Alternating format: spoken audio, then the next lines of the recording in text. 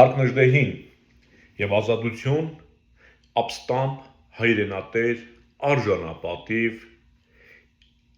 թրքաբոլշևիկյան ռեժիմի դեմ ապստամբած, նրանց չենթարկվող եւ առհասարակ որևիցե թշնամական կառույցի չենթարկվող եւ չհամագործակցող սասնածռերի։ Սասնածռերի գոյությունը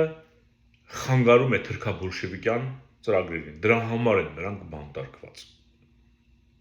Բանտարկված են, որովհետև ազգային էլիտա է ձևավորում հենց սասնածուռը։ Ազգային մտածելակերպ ունեցող էլիտա, որի դեմ Նիկոլը իր նորաձև կրթությամբ, որը հակակրթություն է, ուզում է փշրել, մենք տեսնում ենք դպրոցներում ռազմահայրենասիրական առարկաներ չպետք է ուսումնասիրվեն, հայոց պատմություն չպետք է ուսումնասիրվեն եւ հայ հերոսներին չպետք է ուսումնասիրեն, հայ գրիչներին, այն բանաստեղծներին, ովքեր ոգեշնչել են ազգին, մեր եսը վառ պահել, այդ գրողներին չպետք է ուսումնասիրել, այսինքն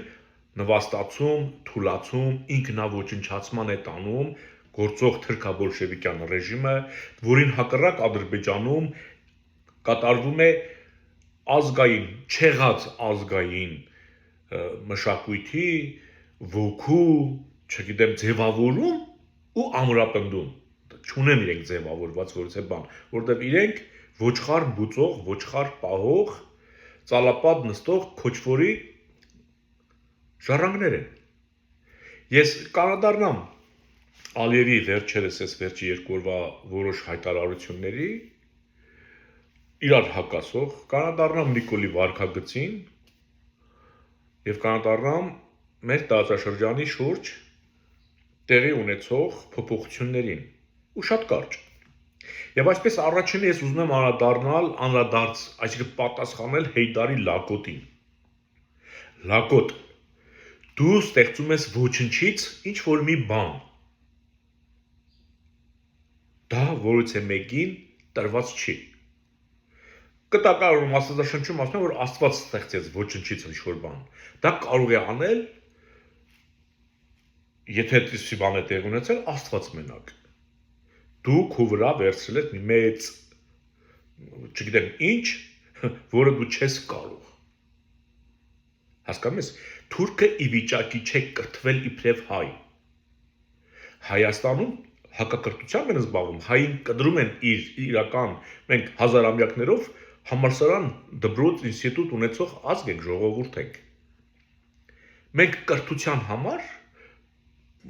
ընտանիքը տեղափոխվում է մի այլ տեղ։ Հիմա որ այդ դպրոցներում սահմանամերձ, դու այդ գյուղերում սահմանամերձ, որ դպրոցները փակում ես, Նիկոլ տղա, դու գիտես, որ հայ մարդը կրթության մարդ է, որտեղ դպրոց չկա, երեխեքին հավաքում գնում է ուրիշ տեղ։ Դու դեղից ուզում ես հայերին վռնդես։ Իլհամը հակառակ քեզ, այսինքն դա պայմանավորված է։ Ինքը ուզում է չեղած տեղից ազգային ինքնություն, անցյալ, պատմություն սարքի եւ զարգացնի եւ ուժեղացնի ու լրիվ մեր պատմական հենքի վրա, քո նահանջի ֆոնի վրա, Նիկոլ տղա։ Բայց Հեյդարի լակոտ, ես քեզ ասեմ, ոչ թե դա ուղղակի քեզ չի հաջողվելու, այդ մենք չենք թույլ տալու, որ դա տեղի ունենա։ Եվ աշխարհն էլ է տեսնում, որ դու արդեն ընկել ես քո ծուղակը։ Դու կրթում ես մի սերունդ, որը միջազգային հանրությանը հարիր չէ։ Վաղը քո սերունդը չի կարող քո այդ սահմաններից Ադրբեջանի դուրս գալ մի այլ տեղ, որտեղ ինքը վայրենի է կրթվել եւ իր քթին անդադ տալու են։ Ոչ միայն հայերը, աշխարհը։ Եվ այն իրարամերժ հայտարարությունները, երբ որ ինքը անում էր, չէ, ասում էր ուկրաինացիներն իբր կոչ էր անում, թե երբեք չհամաձայնվեք օկուպացիայի հետ։ Այսինքն ռուսները ուզում են օկուպացնել Ուկրաինան, ինքը կոչ է անում, որ չհամաձայնվեք, եւ օրինակ է բերում, որ ես էլ չհամաձայնվեցի, որովհետեւ աշխարհը որոշել էր, որ սա ասես պետք է լինի, բայց ես հակառակը տարա։ Այսինքն մի կողմից ռուսներին օկուպանտ է համարում, անգամ Ֆրանսիան եւ Ամերիկային նրանց դասին է դասում, որ նրանք ուզում էին, որ Ղարաբաղը մնար Հայաստանի, մի քանի շրջան տանից ու վերջ։ Բայց ես համառորեն գնացի ինքը իբր էլի, ոչ Թուրքիան, ոչ Պակիստանը, ոչ Պուտինը։ Հետո ասա Պուտինի հետ Ռուսաստանի հետ մեր հարաբերությունները լավ են, ամեն ինչ նորմալ է, ոնց Պուտինին հայհոյում ես ու լավ է, այսինքն սա նշանակում է, որ սրանք պայմանավորված են, չէ՞։ Այսինքն Ռուսաստանը Ադրբեջանին հնարավորություն է տալիս անգամ Պուտինին հայհոյի, բայց այնքան է իրենց պայմանավորությունը առաջ տանի։ Եվ ինքն ասում է, մենք Հայաստանի սահմանները մինչև չճանաչենք, հայերն ասում այդպես են արդեն մտածում։ Իբր հայեր, բայց Նիկոլը, մինչև մենք Հայաստանի սահմանները չճանաչենք, Հայաստանը այդ սահմանները չի համարի լեգիտիմ։ Սույն կախված է Ադրբեջանի ճանաչելուց։ Եվ այստեղ ես անդրադառնում եմ արդեն, Հեյդարի Լակոտ, քո վերջը դաժան է լինելու։ Քեզ չթվա որ հայ մարդը քնել է կամ այդ արձան բռնաբարողներն այնքան շատ են մեր շրջանում, ասենք նիկոլագանները, որ մենք մեզ կորցրել ենք, դա տեղի չի ունենալու, այ Լակոտ։ Իսկ ինչը վերաբերվում է այդ հայտարարությունը նշանակում որ Նիկոլը հլու հնազանդ իր ծառան է։ Երբ որ Իլհամն ասում է հայերը եկել են այն կարծիքին, այսինքն Նիկոլն է եկել, հայերը չէ, որ մինչև մենք ասում է, այսինքն Ադրբեջանը չճանաչի Հայաստանի որից է սահմանները, Հայաստանը լեգիտիմ սահման չի ունենա։ Ուղիղ ասում է, որ Նիկոլը իմ ղազն է։ Եվ ինչ է անում Նիկոլը։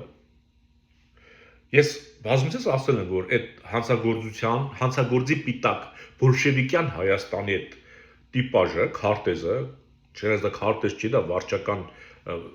սենց գծեր են, բաժանարար։ Համարեն քարտեզ պայմանական։ Երբ որ Նիկոլը փակցում է կրծքին եւ մտնում է հանրության մեջ,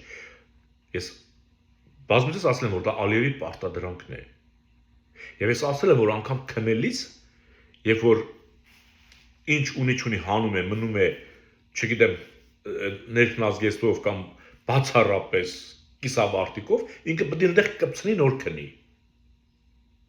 Ու երևի ամեն անգամ նկարում Իլհամին ցույց է տալիս։ Եվ համոզված եմ, որ Իլհամը իր հետ որ խոսում է, չի խոսում որպես ասենք մարդու, ոնց որ Պուտինը, այնպես էլ Իլհամը, սրան վիրավորելով չեմ կասկածում, որ դա Նիկոլի վարքագիծը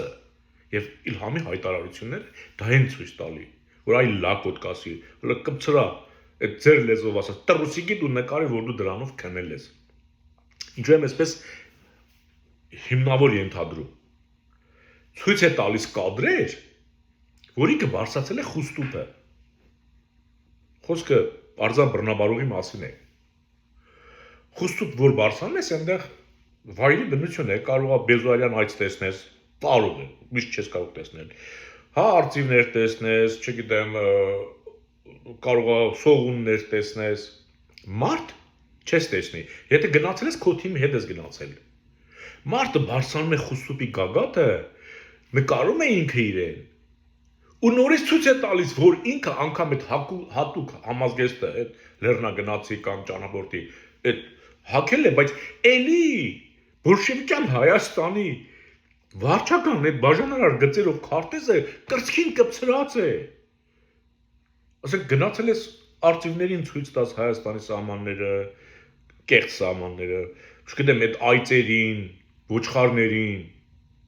էլ Հայաստանի հանրության մեջ երևի ոչ մեկ լուրջ չի վերաբերվում, գնացել ես այդ կենթանական աշխարհին, այդ վայրի բնության ես ցույց տալի, որ ասենք սուզա լողորդ դառնաս, պետք է կպցնես, սուզվես ջրի տակ էլի գնաս։ Սա ինձ հիմք է տալիս, որ ես հասկանում, որ Իլհամը, Հեյդարի Լակոտը, այս մեր Լակոտին իր բառերով ասած կզծրած սպառում է։ Ասում է անդադ պետք է վրե դլնի այդ քարտեզը։ Մեր քարտեզը դա Վիլսոնի իրավարար վճռով, Փարիզի վեհաժողովով, ամրագրված, սահմանազատված, որքան գիտեմ 162,500 քառակուսի կիլոմետրն է։ Երկ դեպի Սև ծով։ Սա է մեր քարտեզը։ Խորհրդային Հայաստանի այդ վարչական մասը դա հանցագործի պիտակ է, որտեղ եթե դու ընդունում ես դա է կոնը, շարունակում է դու այսքան ժամանակ հանցագործություն ես կատարել։ Ադրբեջանի հանդեպ օկուպանտ ես եղել, Թուրքիայի հանդեպ զրպարտիչ։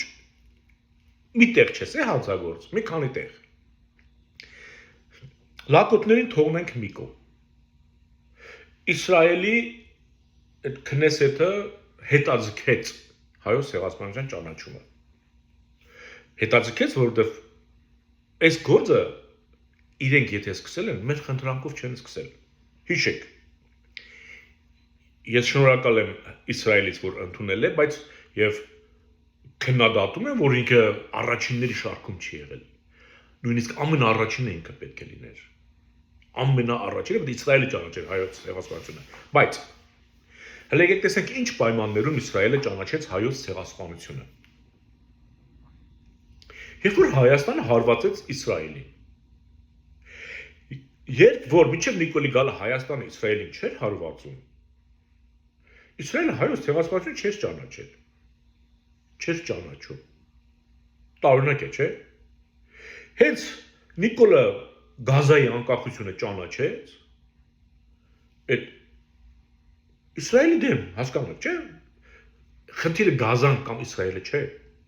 Հայաստանի կառավարությունը, Հայաստանի իշխանությունը Իսրայելի դեմ գործողություն արեց։